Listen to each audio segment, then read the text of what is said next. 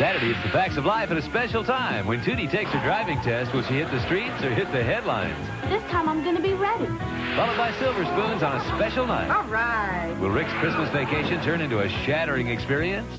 Then on the Golden Girls, Dorothy gets hit by Cupid's arrow. Probably a direct hit to the forehead. And on 227, when Mary hits a parked car, will Sandra protect her from the owner? Men like that use their bare hands. Saturday. So, we got the gift? We went to the JCPenney holiday sale. And? We got something to help my mother in the kitchen. A cook. A microwave on sale. And for Jennifer? Beautiful robes. She'll love them. On sale. I love them already. Blankets for the twins. Great. Now they'll never get out of bed. Oh, they will for their new Fox sportswear. So, what do you get me? Gift wrap. Better get busy. The JCPenney holiday sale. Hurry before it's all wrapped up.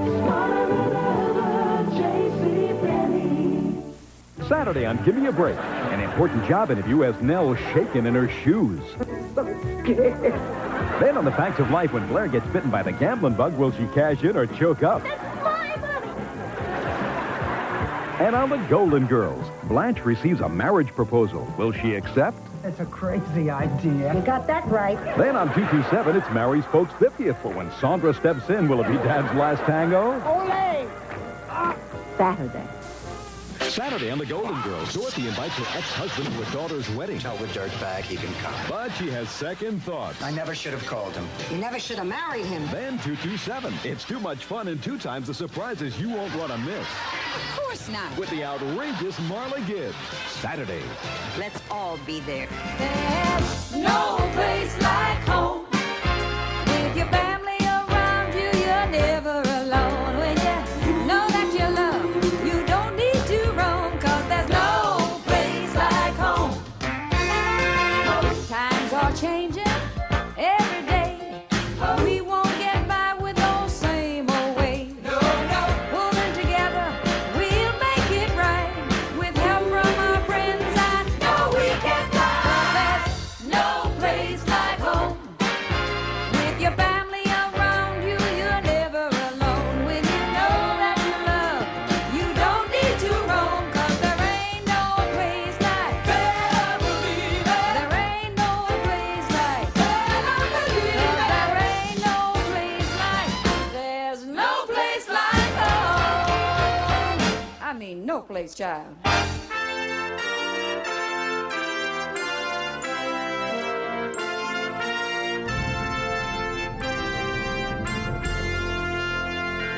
Sitcom, all ye faithful, a Christmas podcast special, where for the 4th time I discuss 25 Christmas sitcom episodes. Please come and listen as we count down to Christmas. You should see Punky Brewster, the Partridges and Benson. Michael J. Fox will return, and for one more year the Fonz will definitely have one last episode with the Fonz.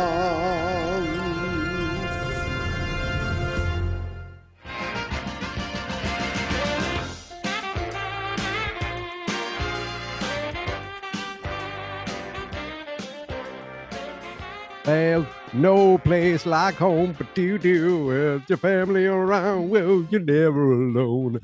No place, child. Folks, ladies and gentlemen, happy December 6th. Happy Friday. This morning, today, yes, it is actually December 6th as I am talking to you. It is actually December 6th as I am recording this. I didn't do it the night before. I didn't do it days before. We are completely caught up. And today is Friday, the first Friday of Sitcom, all ye faithful. And today I went back to the year 1985 to see a show that I have not seen since it. it's got to be 35 years. I know the show lasted until 1990. I don't remember ever watching the like repeats, maybe once, maybe twice. I just and I don't even know if I watched it all the way to the end. I'm talking, of course, about 227, a show that ran from 1985 to 1990 for 116 episodes. I can't imagine I watched all of them, but I know for a fact when early on I watched that every week with my family, and even like to this day, like even recently, I made a joke about like sometimes when we watch Jeopardy, we try to guess the answer. It's like celebrity. I said Jack A, and then I said hello, and I just went, I said, Mary, it's Sandra. And I don't even think that's a good impression. But even this morning, I was telling my friend I'm watching 227. He's like, 227? I go, yeah. And I just kept going, Mary. And I don't even think, I don't know if she did it. Sometimes Jack A would be like, what? Like she does this little whiny little, Mary, it's Sandra. Look, all I can say is I haven't watched this show in well over 30 years. And the theme song came on, and I didn't know it like word for word, but God, I hadn't heard that in so long. And I was like, wow, I forgot how catchy this song. And I was like, I mean, no place, John. I don't even know if that's right, but I remember it ending with that part at the end. And I was blown away, the kind of memory that gets dug up just out of nowhere when you hear something. It's pretty incredible, especially for me in pop culture. You want to talk about history, you want to talk about literature. I'm not that great at that. But if you want to tell me about a 1980s sitcom, that starred someone from the Jeffersons and someone from Sesame Street, yeah, I can at least have some memory of that.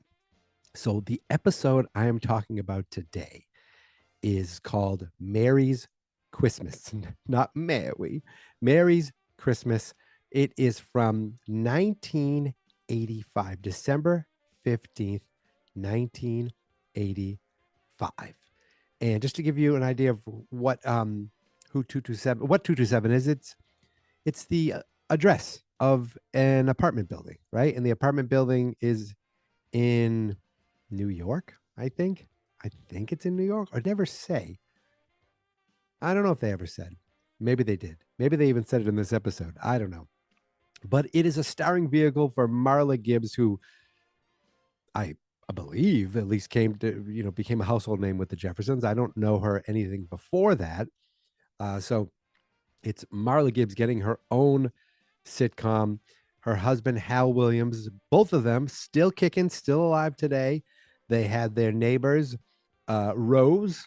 And this was the show that taught me that Olivia wasn't this woman's real name, and she uses a fake name and as a character on Sesame Street. And that kind of, was a weird thing because at this point I'm 9 years old. So I am past Sesame Street age, but I probably still like to follow that bird. I know I like to follow that bird. So that, but I wasn't watching Sesame Street, but I remember seeing her going, like they do other things other than like, they don't live on Sesame Street. This is, maybe I didn't say they don't live on Sesame Street, but it's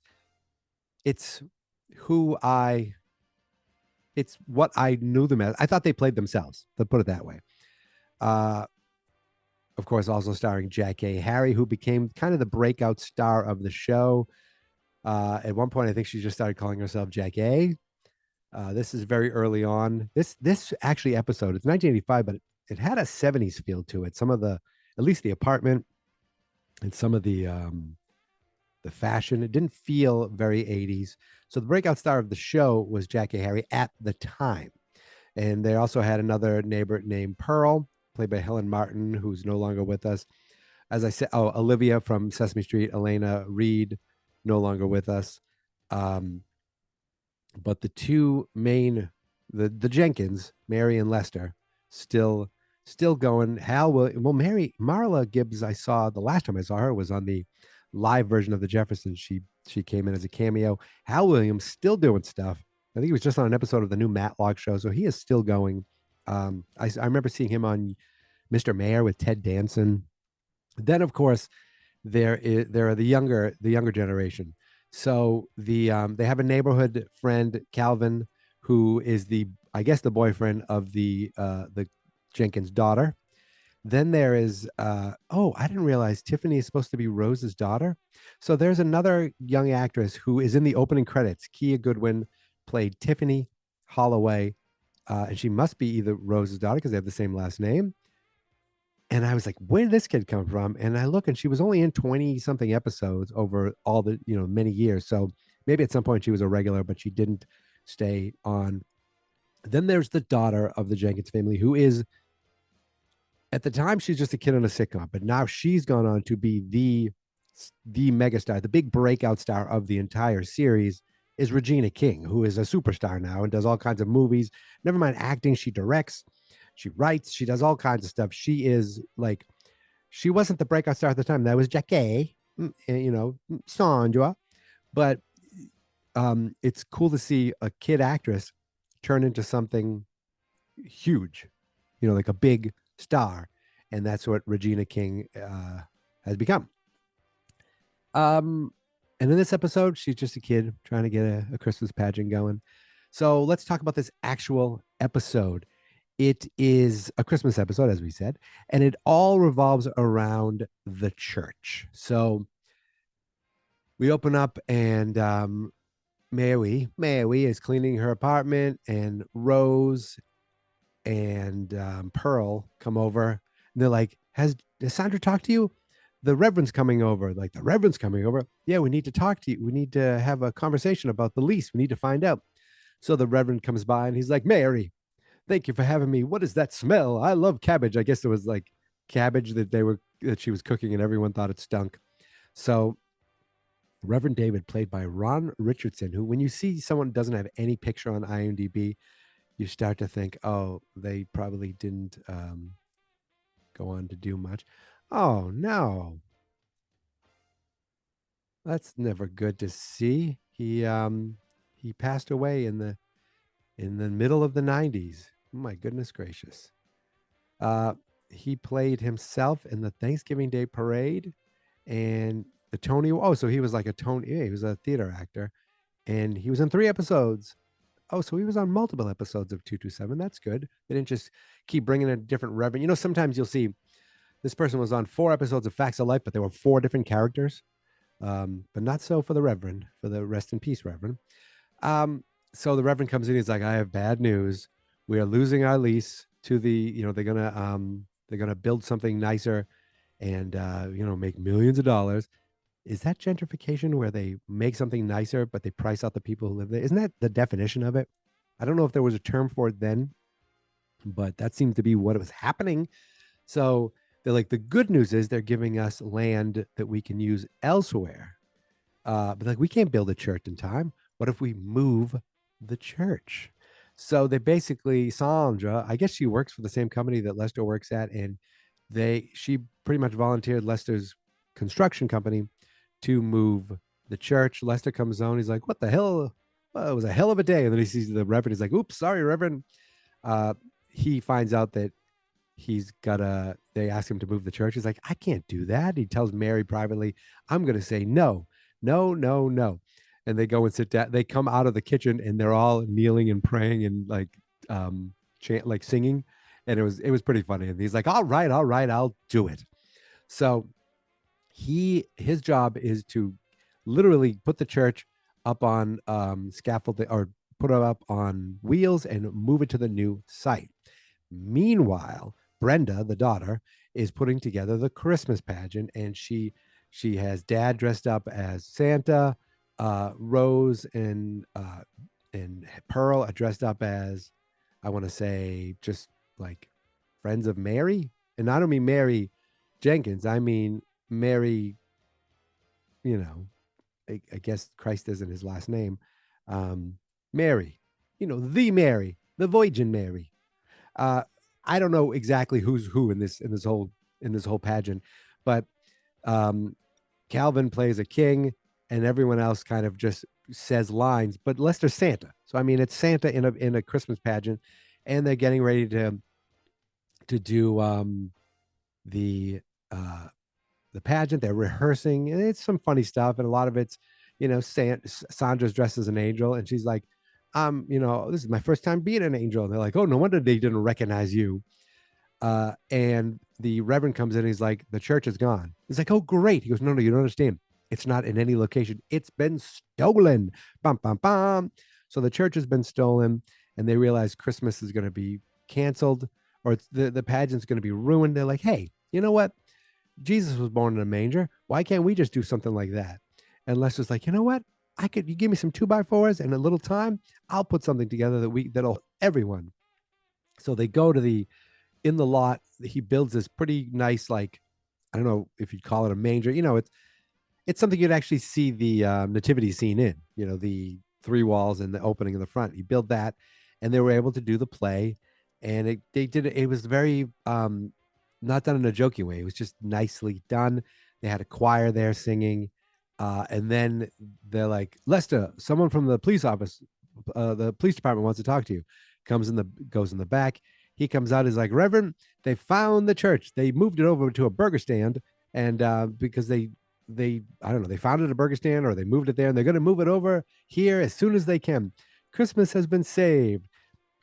And they're like, yeah, plus it doesn't make sense for a church, or it's hard to find by the golden arches. I don't know. Marla made some McDonald's joke.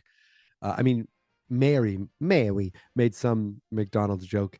I was something with the golden arches. And they're like, Christmas is saved, and they start singing "Joy to the World," or they sing a Christmas carol together, and everyone's happy. And that's pretty much it. There were some funny moments with Sandra and Mary, Lester and Sandra, and the praying. I did laugh at that. I laughed a little when the Reverend sits down on a couch, and Mary was busy cleaning, so the cushions weren't there, and the Reverend fell back. And any physical comedy works for me sometimes. Pearl had some funny one-liners. I'm not given to the collection plate, or I guess I ignore the collection plate. Like little lines like that. They're like, I wish I had hot cocoa, and Pearl's like, with a little something in it. She was always a lot of these shows in the 80s, they wanted that feisty older lady, and Pearl was that for 227. Helen Martin, I mean, she was a woman. I think I think of her first as this show, but my God, she lived into her 90s. Is that right? 91. She's most known for Repo Man, Bullworth, Death Wish, and Don't Be a Menace in South Central. While what is it? Like, it's cut off while drinking your gin and juice in the hood. So I don't know if she's to me. She's most known for 227. All these, she was in House Party 2, Beverly Hills Cop 3, the worst of them. She was in an episode of The Flash, and 116 episodes of 227. And she was also in the TV movie. They're calling the TV movie Jackie. Didn't she get her own show? They're calling it a TV movie over here. Sandra moves to the big city in 1989, 23 minutes. Yeah, it was a, she didn't get a full series out of that. That doesn't seem right. I would have thought that Jackie got a full season of the Jackie show.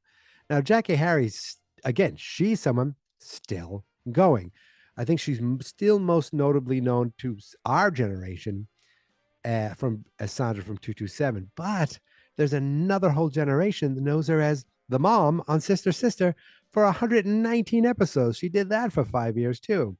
So she is well known. 99 episodes of 227. So she wasn't there for every single one, because I think she left to do her own thing, but they're not showing it here. Jackie, a TV movie. You're kidding me.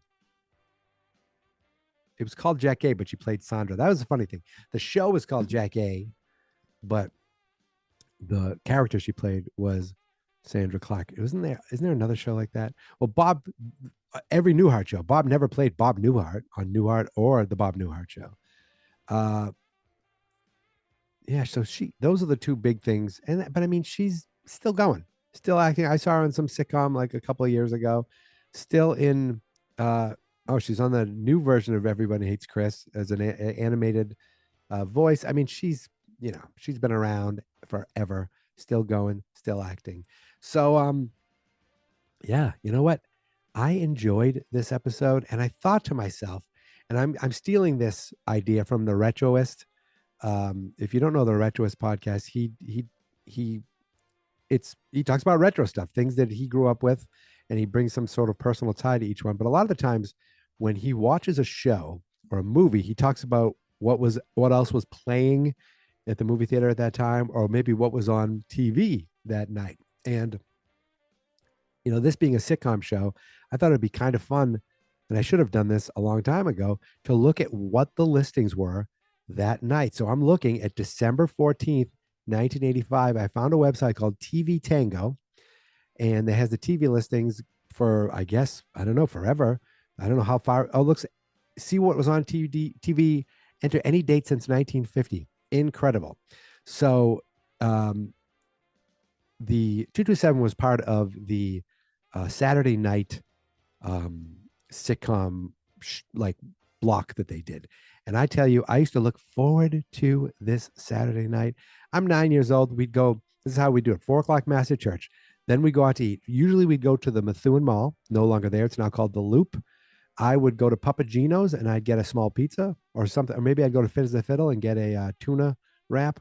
Then you'd go to the TCBY to get some yogurt, walk around the mall a little, head home in time for the 8 p.m. airing of Gimme a Break. So on NBC, 8 o'clock, Gimme a Break, followed by The Facts of Life with a episode called The Christmas Baby. Look at these ratings. The ratings 17.3, 18.6. Like, that's NBC ruled Saturday nights. Then at 9 o'clock, a little show called The Golden Girls. And then followed by 9:30, Mary's Christmas 227. At 10 o'clock, a new episode of Hunter. Now, while that's going on, ABC had their own shows. They had a brand new episode at 8 o'clock of The Fall Guy, followed by something called Lady Blue, a repeat. And then at 10 o'clock, the Perry Como's Christmas in Hawaii, a brand new Perry Como special. I never would have thought there were Perry Como specials in the 80s, but you realize this is almost 40 years ago. So to me, at the time, 85 felt like current and modern. We got Back to the Future. We have Ghostbusters already. We have Gremlins. We have Indiana Jones. We've had 3 Star Wars movies. But in the end, there was still time for Perry Como. Also that day, not airing at the time, but that day, there was a David Letterman special. Charlie Brown and Snoopy show was on earlier in the day. And that night, the first time hosting Saturday Night Live, Tom Hanks with musical guest Sade. So that was going on Saturday, December 14th, 1985. And there's a 95% chance that I was in front of my TV watching all of the NBC lineup with my parents. Wow. What a time to be alive, folks. Now, it is just about 8:30, which means I need to go start my workday. So I'll get this show up sometime today, but it is Friday the 6th.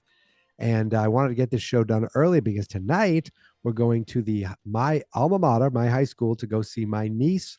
She's part of the Christmas musical, the fall musical at the high school. They're Elf. And I'm excited to see her as part of the show this evening. So only her freshman year, and she's already, made the ensemble. And I think by the time she's a senior, I'm going to be asking to interview her because she's going to be a star.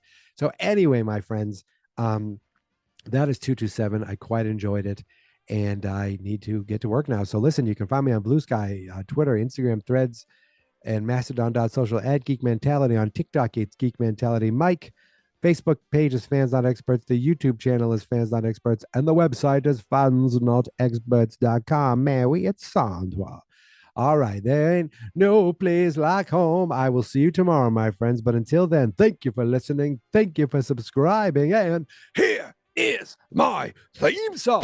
This is my podcast. I made it. Geek Mentality's what I named it. And I think you should listen and subscribe, 'cause I'm kinda funny and awesome. I think that I'm worth your time, and I'm kinda handsome. My mom says, please listen and please subscribe. At least listen to this episode. Fans Not Experts.